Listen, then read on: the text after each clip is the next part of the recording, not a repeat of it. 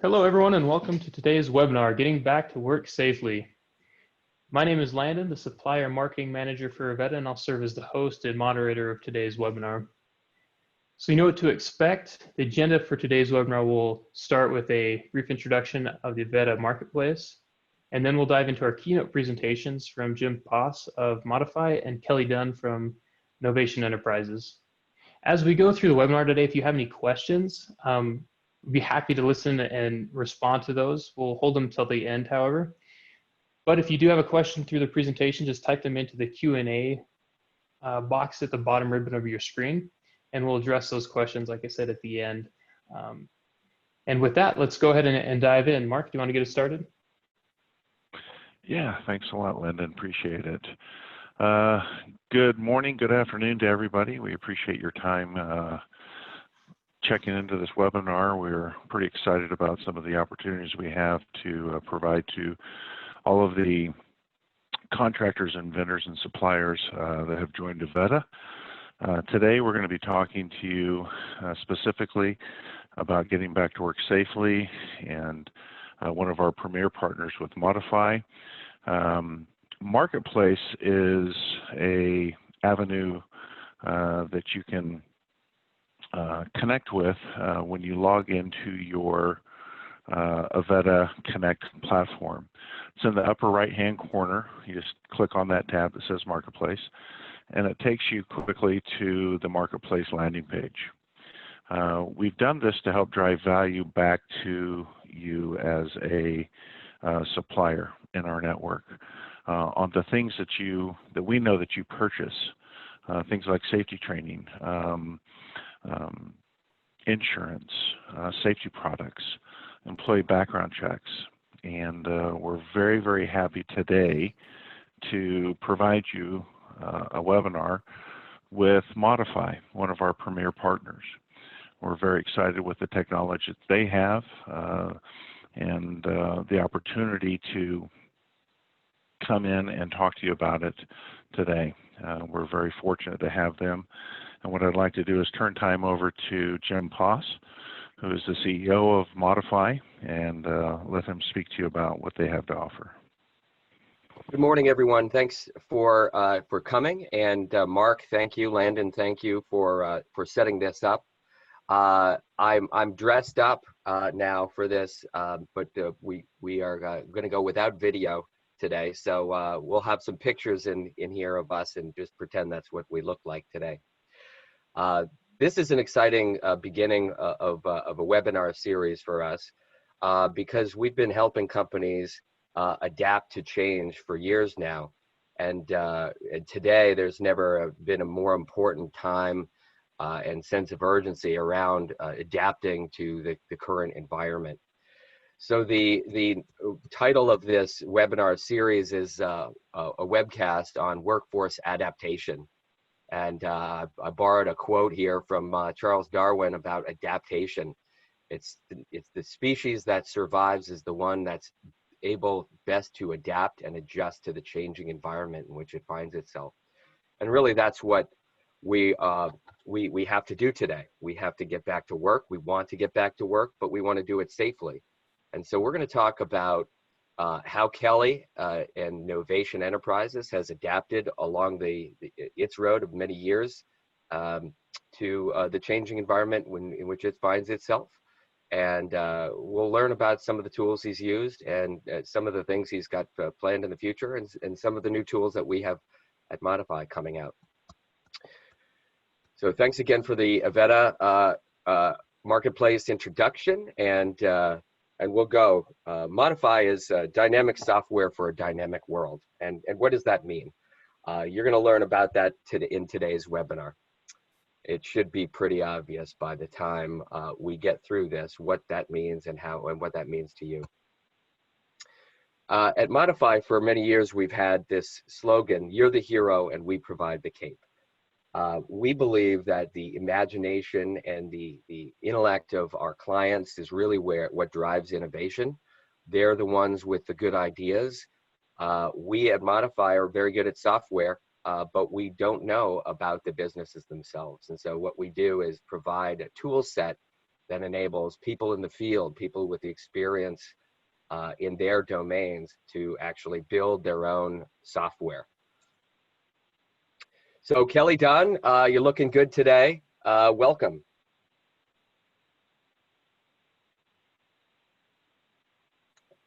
Kelley, you on mute? Sorry, I was on mute. Sorry about that. Right. I'm here. Well, tell us about yourself and Novation a little bit, if you don't mind. Sure. Thanks, Jim. Hello, everyone.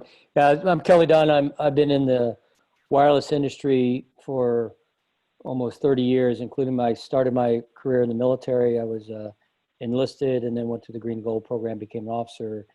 And then after the military, I was with AT&T and Bell Labs. And then I left and joined a group that was a CLEC. We ended up being Verizon's first acquisition, then had a leadership role in Verizon for 5 years. And then from there, started Digital Bridge Communications, was co-founder, and built a wireless company from the ground up, one of the first 4G wireless companies in the US, primarily serving tier 2, tier 3 cities. After we sold that in 2010, I led a global nonprofit for 2 years called One Economy. But really the part of the story that's pertinent to this conversation is since 2012, I really established two organizations.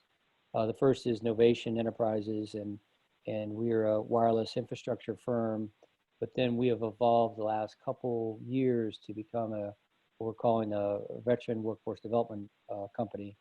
And it's kind of a new class. And really the history of that is that in 2012, I also, with Earl Scott, we co-founded Warriors4Wireless that was launched in the White House as a 501c3.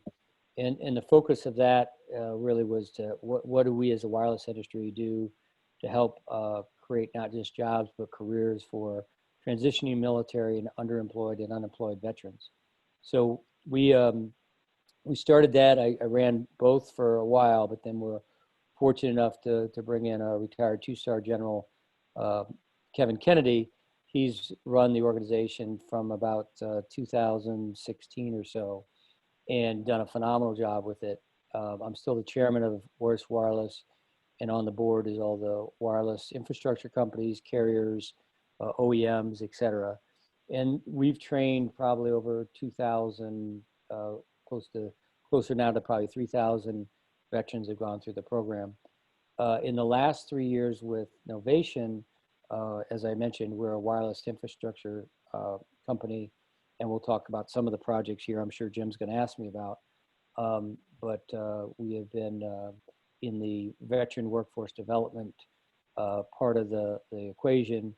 And our biggest challenge / opportunity is, how do you take, transitioning military and best support, enable, train, certify, prepare them for this transition in the civilian sector. And, the one great thing about the military is we've always been well-trained, overtrained. And one of the biggest struggles we have is when we transition in the corporate world, how do you continue that emphasis on training, but also meet the needs of a very fluid and somewhat unstructured environment, especially in the wireless area. So we'll talk about some of that as well. So that's who we are, what we've done, and Jim, I'll just open up to you to, I guess, ask questions. Sure. Well, it's really been an interesting ride for us the last 5 years, building software that is used by all sorts of different kinds of companies. You get an inside peek at how things work on the floor at REI and Starbucks and Nordstrom and now Novation. And yours is really one of the most inspiring stories for me, just to get a peek at how you work, what you do, what your mission is, and your values. I've heard from some of your folks that have worked with us more closely on building out software, some stories about how you have really gone the extra mile to help your guys, right? To help your people, train them, get them out in the workforce, help them transition from the battlefield to the corporate world. you know, one of the most inspiring things that I heard is the extra mile that you've gone for some of the people who might be suffering from PTSD or just other challenges in life. It's just inspiring story. You know, could you just tell me about maybe a little bit about you know, some of the relationships that you've developed with the people and how it goes beyond the workplace? Yeah, and I think that's a great point, Jim, is that when we first started this, it was, you know, really we had some misconceptions, quite candidly, that the military folks were going to be, you know, transitioning veterans were plug and play. And what we found over time is that it's actually a bigger lift than you would think. However, if you do it right and you put in the time and energy, it becomes this really transformational force in your workforce. And so what we learned over the years is, you know, first of all, you know, with veterans, you've got to meet them where they are. They have a lot of skill sets and experience, but the challenge is, and something you have to be aware of, is that, you know, in the military, because of the mission, the budgets, and just a different ecosystem, you know, we do things 1,000 times. In corporate America, you may do something once or twice before you're thrown in the real world. So, you know, I joke that even though I was in the Signal Corps, I could probably still disassemble and reassemble an M16 rifle because I did it 1,000 times. That being said, that there's a DNA in the DNA is safety, teamwork, you know, mission accomplishment, working in adverse conditions. All those are traits and experience that we in corporate America want to tap into. But in order to do that effectively, you have to have both processes, systems, and a culture that supports these guys and gals through the transition to show that, you know, you are investing in training and you are kind of continuing to communicate and adapt as things evolve. And so for us is the most inspirational, rewarding thing is to see, you know, there's countless stories of Novation and Warriors4Wireless where we've taken someone that was at Walmart or unemployed or working at Starbucks. Not that these aren't great organizations and jobs, but they were jobs, and there was a sense of loss of teamwork, a loss of being part of a unit, a loss of being able to leverage a lot of skills and experience and accomplishments, and they felt they were going backwards versus forward. The nice thing about the wireless industry is it's exciting, it's demanding, it's challenging. Most of it's outdoor kinetic work. However, you know, there's a lot of things that need to be done safely in the right way. And so, you know, our biggest challenge is to work people that transition. And when you see kind of before your own eyes, someone reestablish their sense of purpose, their sense of mission, their sense of teamwork, and then how they just completely evolve before your eyes, it's just amazing because you kind of get a sense of, they, you know, you can watch it in real time to see they remember who they were and they understand now the path to get to who they could be. And, you know, and any of us on the call that were formerly in the military, it's a unique experience. And when you're out, there's a sense of isolation and loneliness in that first year, 2 years, and it's only accentuated with combat experience or personal loss or injuries, et cetera. But if you can have that reconnection and that kind of veteran kind of enabled culture to help through that transition, you end up with what I call the super tech. And that's where a lot of things we've done is put tools like things we've developed with Modifi and others in place as this continuous, constant communications and adaptability so that they're evolving and they're not just on the job, but they're continuing learning. So I think that's just to sum up, Jim, is that when you see them evolve and really get a sense of recapture their sense of purpose, that's the most inspirational thing. And, you know, and we do go all in. I mean, it's a lot about not just the job, but the person and kind of pivoting their career. Great. We got a question coming in. Where's the COVID-19 return to work? We're coming up to that. So, Kelley, great mission, great company and background. So I've got a next slide here.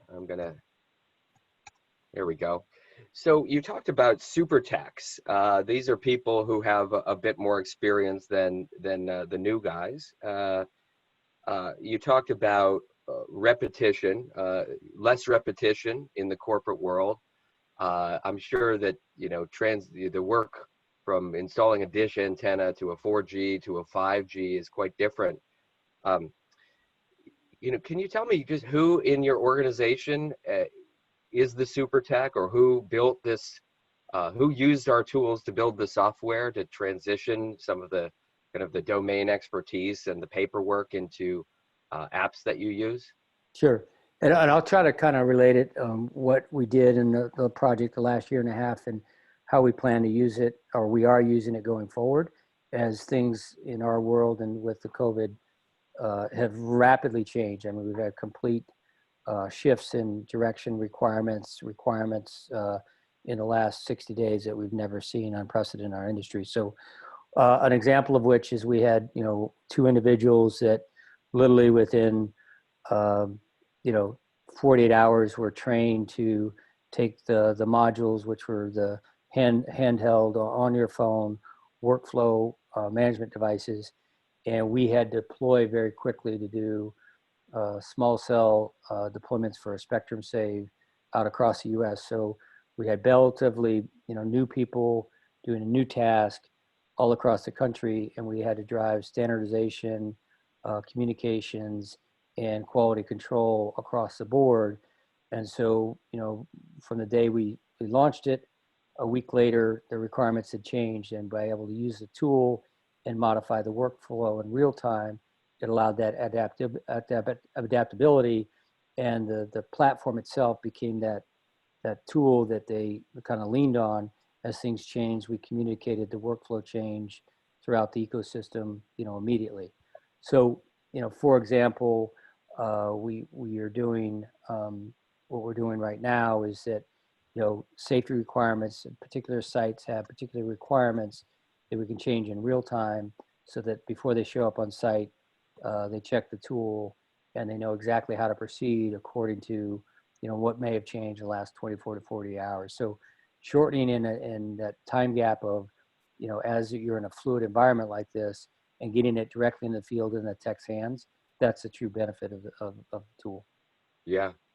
So let's see. So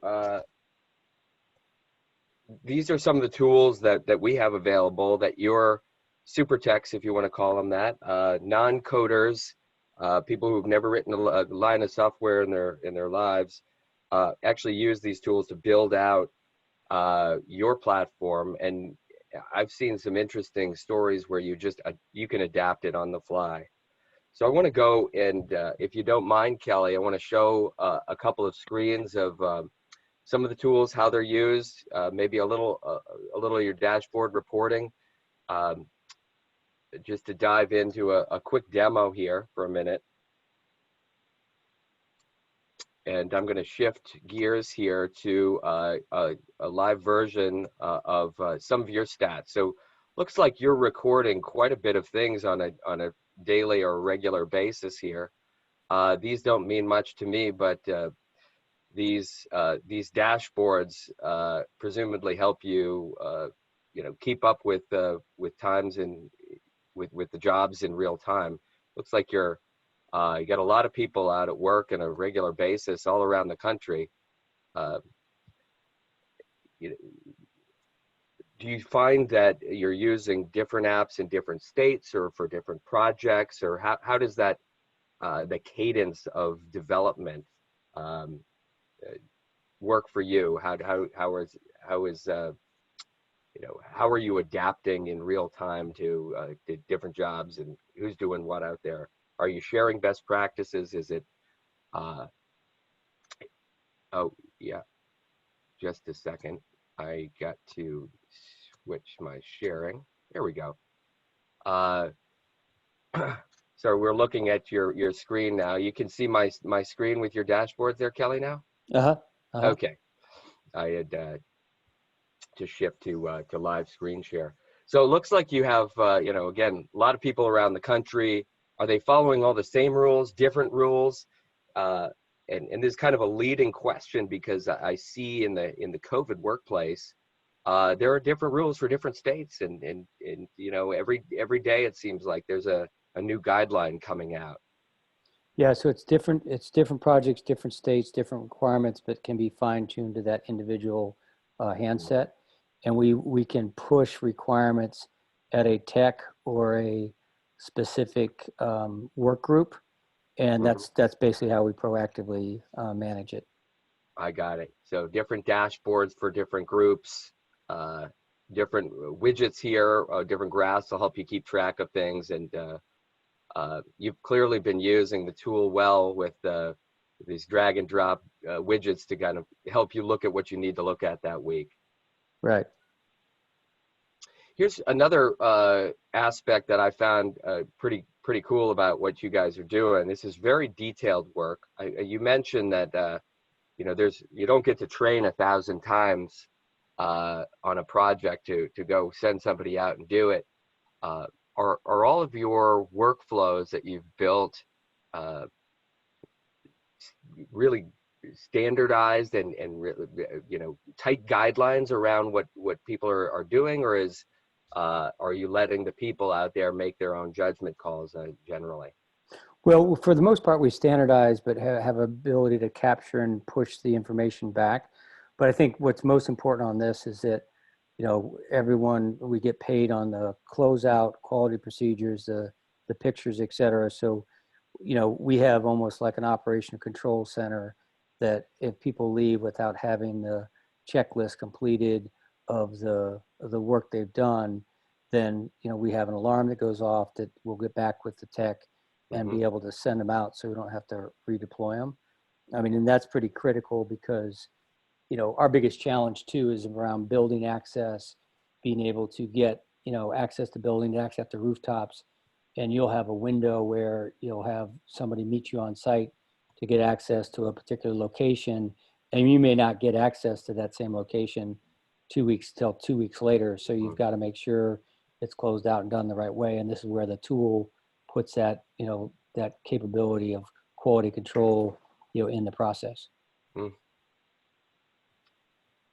Yeah, so just for the audience, I know Kelley knows this, but for the audience, this is a very granular, detailed view of a project that was done. It's a dish site walk, and you can kind of zoom in and see which buttons were pressed when, and everything. It has a, you know, a timestamp and a GPS coordinate that kind of helps you go back and do reconnaissance or find you know, find details on the site itself or the project itself after the fact, and then I guess compile reports for your clients and the regulators.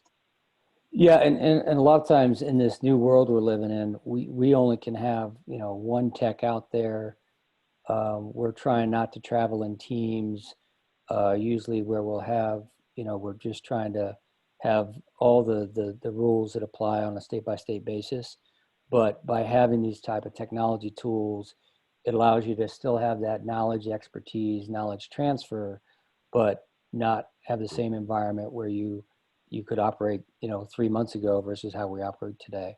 Well, I just got a question or a recommendation or a suggestion that we dive forward a little bit and get into some of the COVID related stuff. So what we have done is we built a couple of apps for Avetta members. They're let's see, this is a COVID employee screening app, and, you know, basically what we did was followed the CDC guidelines and some recommendations by different governments to put together an app here. And basically it's an app that people should fill out before they come to work, and it just asks questions, right? Do you have extreme fatigue, loss of taste or smell? That's actually a new one.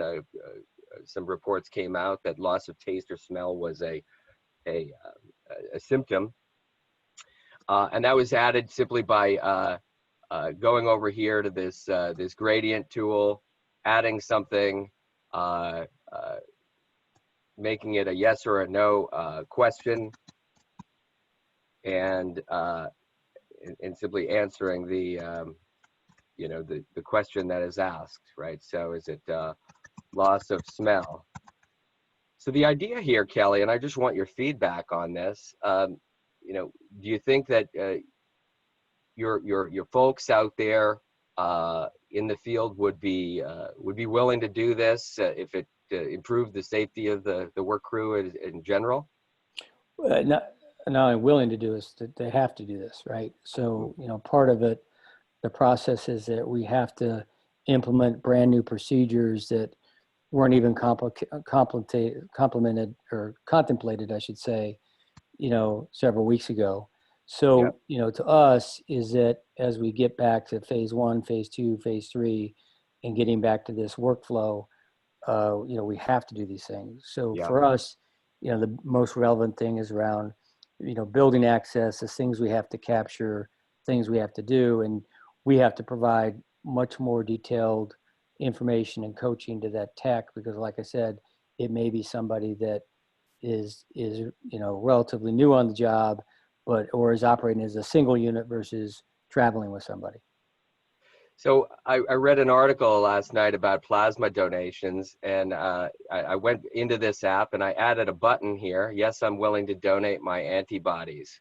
So people who have recovered have antibodies in their blood, and some people who have recovered and want to help other folks out are donating the antibodies to those at risk. So I added a button. I went into the app, and I just, as you were watching, I just connected a plasma donation page to this workflow. So now we have that pre-screening app that I just showed you.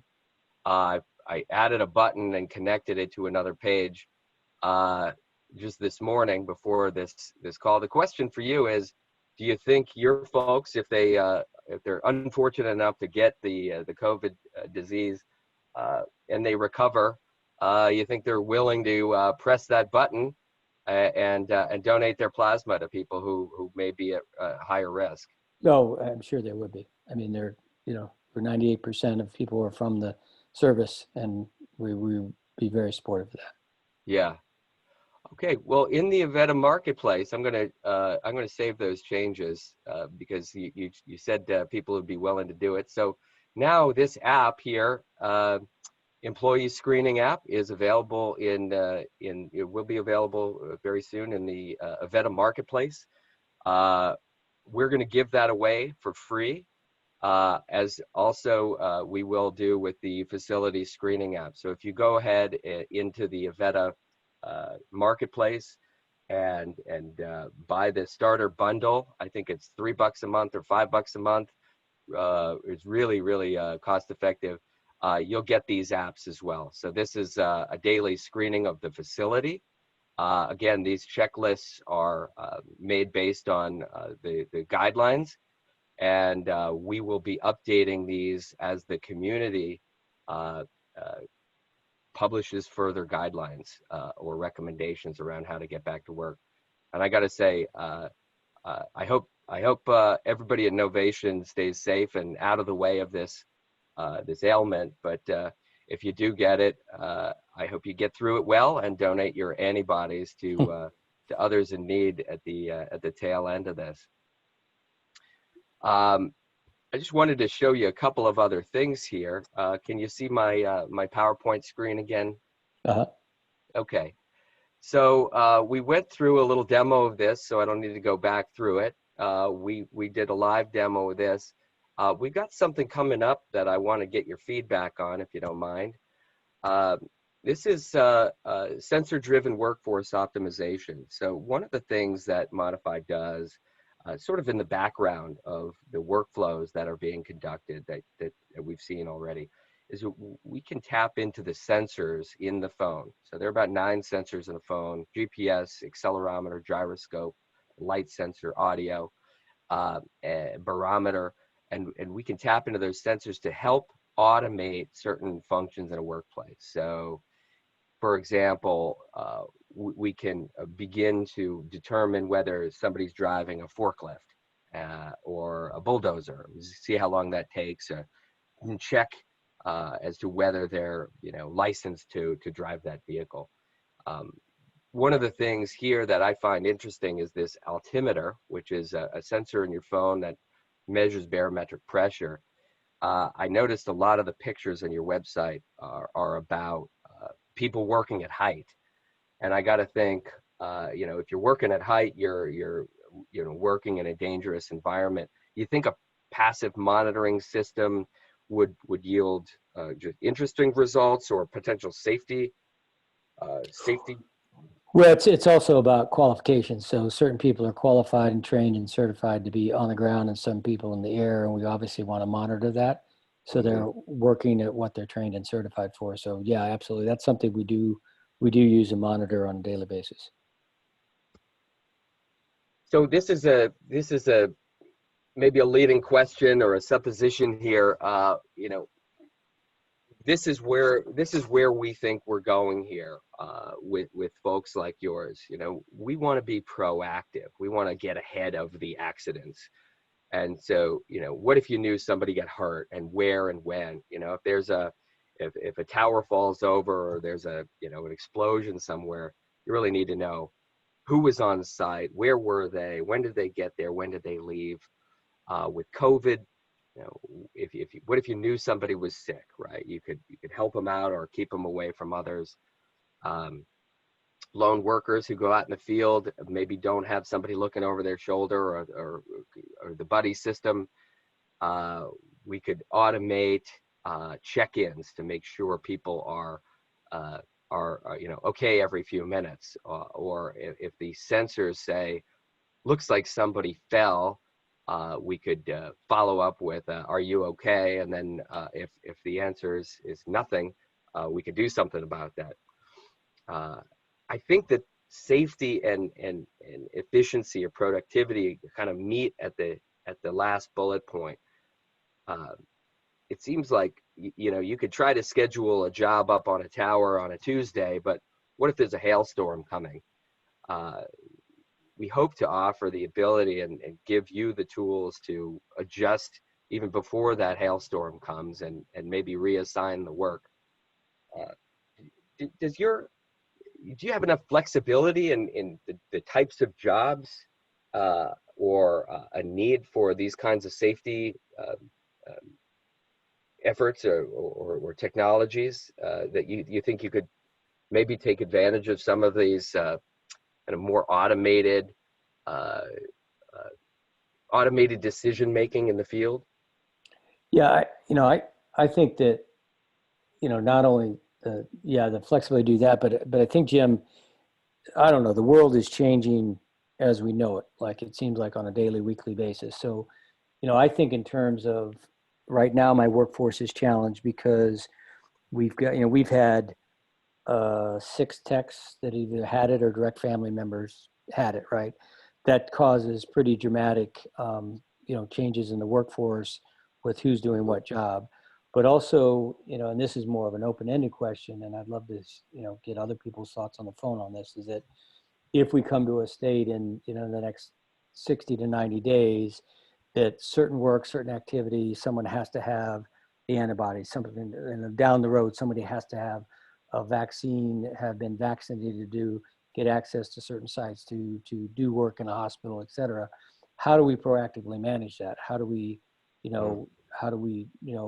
build tools in the field? Because I just think we're having to do work very, very differently. For us, the most immediate need is that we're having people do work that we're having to remotely monitor and manage and check and QA. And we cannot, this is the most pragmatic or biggest impactful thing, is we can't get on a plane and go do a QA check. So a normal person that would have gone to site maybe behind a desktop, and we're sending an inexperienced person that's local, that can travel because they're just getting in their car, is doing the work. But how do we extend that knowledge base to that site and have them work as a team? That's, to me, the biggest challenge / opportunity, and how we're having to redefine the workplace. And that's the biggest example, is we've had probably 10 instances in the last 3 weeks where we normally would have put somebody on a plane, and we just couldn't, can't, for whatever reason. Yeah. And we're also letting the individual choice, make the choice as well. Is that if you're uncomfortable with flying, then we'll come up with a different way. So that's where I say is that, how we manage, approach, and process our work is so different and so fluid right now that we absolutely have to have tools that can accommodate the changes on a dime. That's so interesting. That you can you just have people who may not be trained for a certain thing, and you can't send the expert in because there's no plane flight. And so I just think, like I said, I'm just one CEO, one company, one set of challenges. I can't reflect. This is very anecdotal, but I think symptomatic is that, if this is a Veta marketplace, a Veta provides tools, processes, they serve the infrastructure industry, right? Whether it's telecom, oil and gas, et cetera. So we are critical infrastructure. So the jobs we are doing, we have to do to communicate to the utilities, et cetera. That is infrastructure. And the challenge that we have is that the normal operating a business has just been turned upside down.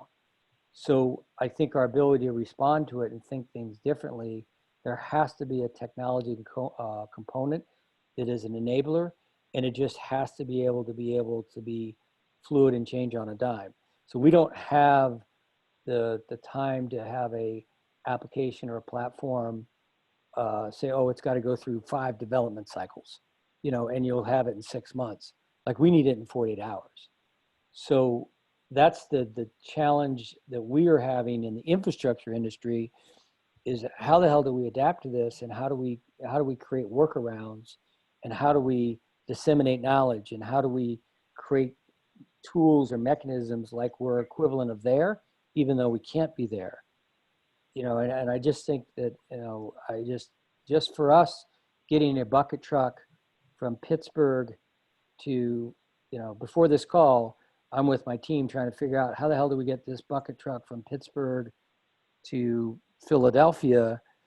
And we had challenges with the guy that was going to drive it, his ability to get in town, what hotel we were going to stay at, how the living arrangement's going to be. And 2 people that were going to be there had family members that are sick. And so we have now 2 new people that are going to be on site. So that's the fluidity of what's happening, and how do you have tools in place that help address that? That's the challenge. Yeah, well, we'll do our best on our side to share knowledge. Of course, you could share your knowledge and your know-how, at your discretion. I know that you share best practices in your work groups. But we'd like to invite everybody who's a part of this a better marketplace to share their best practices and really just help lots of different kinds of industries deal with the, as you said, fluidity of the situation. Upcoming webinars, we're going to bring back a number of our customers who have experiences like yours, not like yours. Everybody's going through this, and I think that if we all get on the same page, importantly, we can help each other get back to work safely, and avoid liability. Really, I mean, I think if we're all sharing best practices and doing our best, I think that could do a lot for company liability situations going forward. So I want to wrap up and just see if there are any more questions. But first, I want to give back a little bit to you. So I've, on your behalf, Kelley and Novation, I'm going to make a Novation donation to a new client who's bringing local food to locals in need. This is a fantastic organization. It's a nonprofit that is delivering, called Food Pair, that's delivering fresh meal kits to first responders, elderly care facilities, kids who aren't getting school lunches, at school anymore. And so $1,000 is going to go a long way. I think it's going to provide at least the software for 1,000 meals. Their mission statement is around delivering the food, but also importantly, making it at local restaurants so that the local restaurants have some revenues coming in so they don't go under. So that's my gift in your name. I thank you very much. And also, you're more than welcome to use for free this year. And anybody who signs up in the Avetta marketplace is going to get this as well with the bundle that Avetta has developed alongside us. So this is an employee screening and a facility screening. We'll be adding to this in the future. They will be evolving in the future. We're going to do our best to share best practices and really look at the results that are generated from the use of things like this, and just help us all get back to better than normal. That's our goal. Awesome. Thanks, Jim. Thank you, Kelley, for all the work that you've done and the insights that you've given us about the tool set that we have.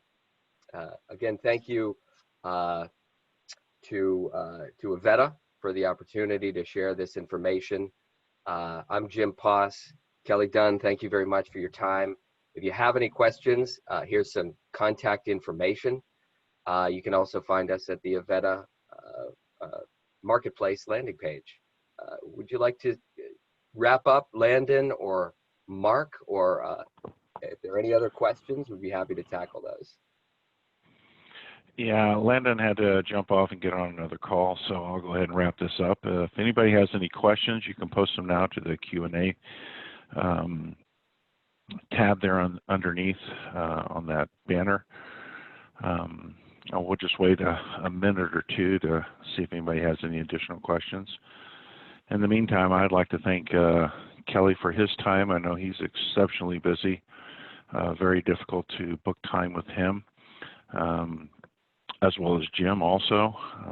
We're very thankful for their participation in the Avetta Marketplace and the technologies that they bring with their apps to help businesses be able to really tackle workflows and specifically now getting back to work safely with the situation that we all find ourselves in.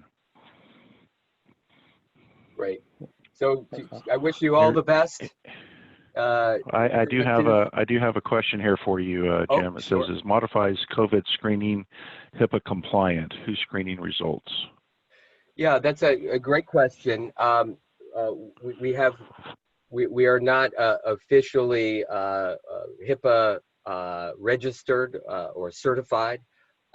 We are compliant in that you can do anything anonymously. You can log in as a set of numbers if you'd like, and we really focus our apps not on the general population, but on companies that have the discretion or wherewithal to operate in their own safe private environments. So we none of the data is shared outside of your organization. So in that sense, that passes all of the tests for HIPAA compliance. But as we are not a medical app, we are a tool set. You can set it up the way you'd like, and if you want anonymity, you can set it up to be anonymous. So in that sense, yes, it's it kind of checks all the boxes. Excellent. Thank you for that, Jim. We will be providing everybody that had attended and registered also for this webinar a copy of this recording. So you'll have it for future use if you'd like to go back and review it again. We do appreciate everybody's time today. And again, Modifi can be found in the Avetta Marketplace. We are here to help drive value back into your companies, help you save money, help you with best practices, help you streamline workflows to help you save money as best we can, and make you a better company in the long run. Again, we do thank Kelley Dunne and Jim Poss for their time today, and we appreciate everybody for showing up for this webinar. Thank you. Be safe, everyone. Thanks, guys. Thank you, everybody, for attending. Bye-bye.